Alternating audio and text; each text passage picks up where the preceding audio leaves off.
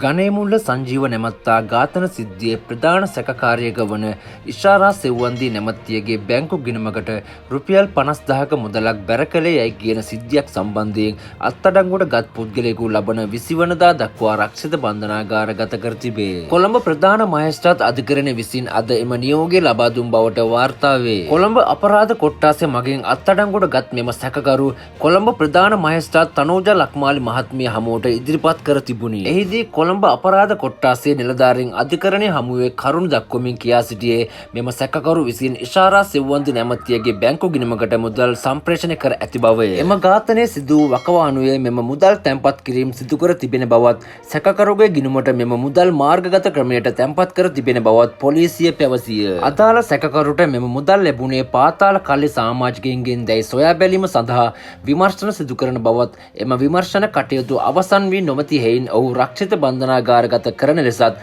පොලිසිය අධිකරණයෙන් ඉල්ලා සිටියේය. ඉදිරිපත් වූ කරුණු සලකා බැලූ මහේස්ත්‍රාත්වරිය අදාළ සැකකරු ලබන 20 වනදා දක්වා රක්ෂිත බන්ධනාගාරගත කිරීමට නියෝග කළේය.